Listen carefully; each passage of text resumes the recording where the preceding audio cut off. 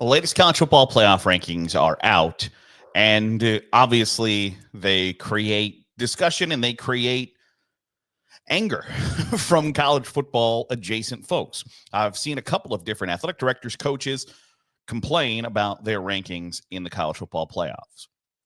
And I understand it to a point because everybody probably thought that in an expanded 12-team playoff that their chances of getting in were incredibly increased.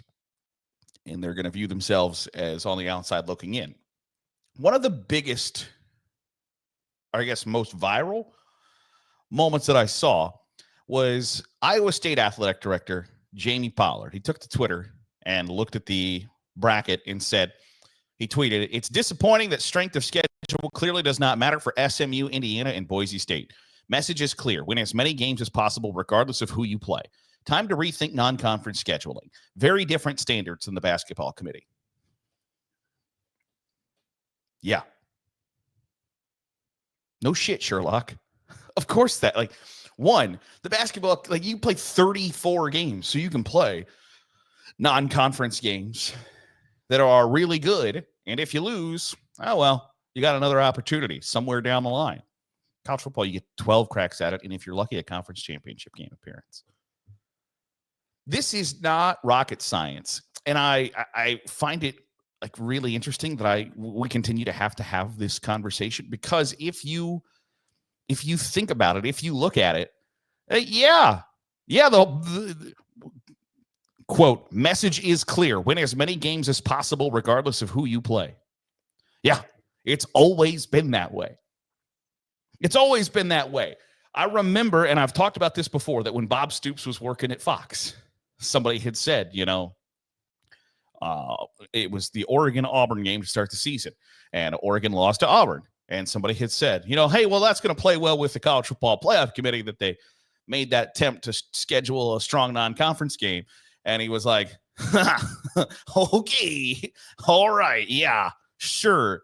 And he was proven right. For schools like Iowa State and Indiana, if you are not a name brand blue blood school, if you are not in the discussion for one of the top 20 programs in college football history, you absolutely should take the stance of our non-conference schedule is going to give us as many wins as possible. So, and you can't argue that Iowa State really went out and tried to get a great non-conference schedule, that their strength of schedule, because does Indiana's non-conference strength of schedule, is it absolutely atrocious? Yes. It's horrible. In fact, it's as bad as it could possibly be. Iowa State's isn't much better. Now, Iowa State is in that group, and I will die on this hill no matter if it costs me whatever. Iowa State has one of those series where they play the same one team in the non-conference every year. Iowa State plays Iowa every year. I think that game should continue. I think you should think that game should continue. So I am not going to ever knock Iowa, or never going to knock Iowa State, and I'm never going to knock Iowa for scheduling and playing that game. Those games, those Georgia Techs, Louisville, Kentucky's, Clemson, South Carolina's, Florida State, before Texas and Texas A&M. Those, and obviously that last one doesn't fit it, but those interconference matchups that are played every year, the Pitt, West Virginia, those should be played every year, and I think you should want them to be played every year. So I'm never going to knock Iowa or Iowa State for scheduling that game. But from Iowa State's perspective, they are 10-2 in a Power 4 conference. And they absolutely, 100% without a shadow of a doubt, have to win their conference championship game to make the college football playoff this year. At 10-2, 9-3 Alabama is likely to jump, is likely, insanely more likely to make the college football playoff than Iowa State is. So yes, absolutely 100%, your thought process should be, we're going to schedule crap games, because if you look at the college football playoff rankings, Do you see how many times a team with a higher number in the loss column is ranked above somebody with a lower number? It is not often. And so that should be the thought process of every single team who is not either in the SEC or a borderline blue blood program or has been viewed as a borderline blue blood program in the past and has fallen on hard. So schools like Indiana and Iowa State and Baylor and Houston and Cincinnati and Kansas State and Purdue, and I could go on and on and on. Those B and Wake Forest in North Carolina, those B and C tier Power 4 programs, absolutely, without a shadow of a doubt, should have bad non-conference schedules. And Iowa State didn't really go out of their way. And so for the strength of schedule, well, what about our strength of schedule? Your non-conference was North Dakota, Iowa, and Arkansas State. Your conference slate consisted of Houston, Baylor, West Virginia, UCF, Texas Tech, Kansas, Cincinnati, Utah, Kansas State. It's not exactly a murderer's row. And strength of schedule is not your friend if that's going to be the argument. I was like, well, if strength of schedule doesn't matter for Iowa, for Indiana and Boise State and SMU, why does it matter for us? Because you're Iowa State, okay? You're in the Big 12.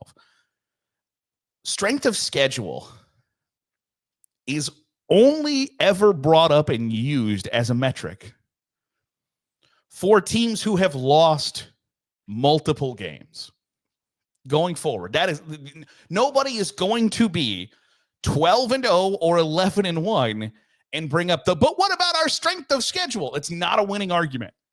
It does not matter any longer.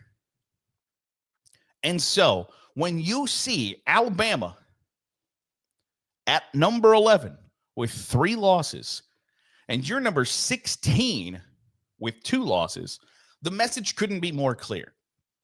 There is a Power 2. There is a Big 10 and SEC that are going to undeniably get the benefit of the doubt. And then there's everybody else. And so when you are lumped in with everybody else, if you were to ask the committee, do you guys really think SMU is the 8th best team in the country? Off the record, no cameras allowed, no recording. Nobody's ever going to know they said it. I guarantee you they don't believe that SMU is the 8th best team in the country. But they're in a Power 4 conference and they've got 1 loss. What else are they supposed to do with them? If you were to ask them, hey, do you believe that Indiana is the number 10 team in the country, the number 9 team in the country? You know what they'd say? Hell no, we don't think Indiana's the 9th or 10th best team in the country. Did you see the game against Ohio State?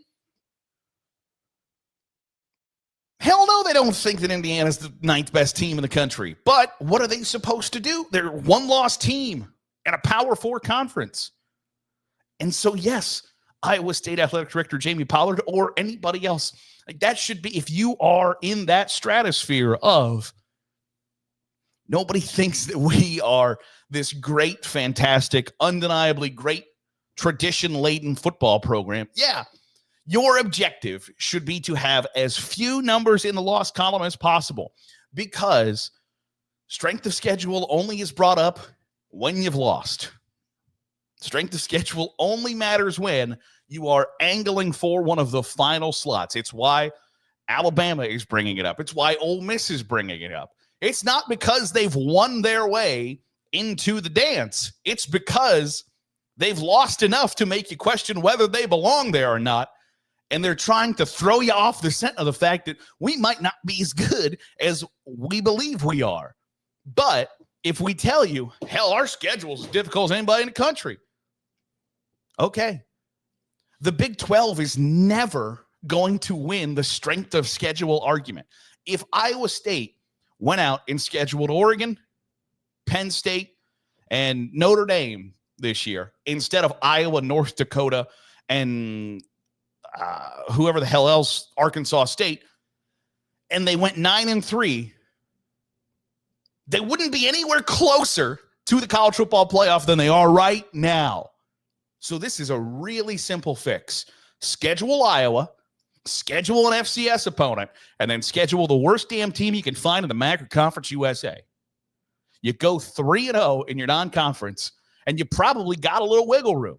If you lose once in your conference schedule to maybe somebody who's really highly regarded or really highly ranked, and then you boot one like Georgia has, like Ole Miss has, like Ohio State has, like Miami has, everybody looks past that.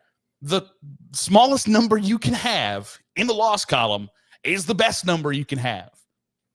And for that to be some like groundbreaking discovery makes you like, are you guys paying attention? Do you even look at what the hell is going on? Because yes, undeniably, that is the case. Just win as many games as possible. That's all that matters. Yeah, it is. That's the whole point of the damn sport, is to win. Because at the end of the day, strength of schedule arguments are for teams who have lost, not for teams who have won. That'll do it for today's episode of the Daily Huddle. Appreciate you making us a part of your day, however it is, wherever it is you're doing so. If you're watching on YouTube, hit the subscribe button. Make sure you're getting all the great college football content we're pumping out. If you're listening on the podcast feed, drop a 5-star review. Wait, did I just already say that? If you're watching on YouTube, hit the subscribe button. If you're listening on a podcast, drop a 5-star review. Appreciate you. See you tomorrow for another episode of the Daily Huddle.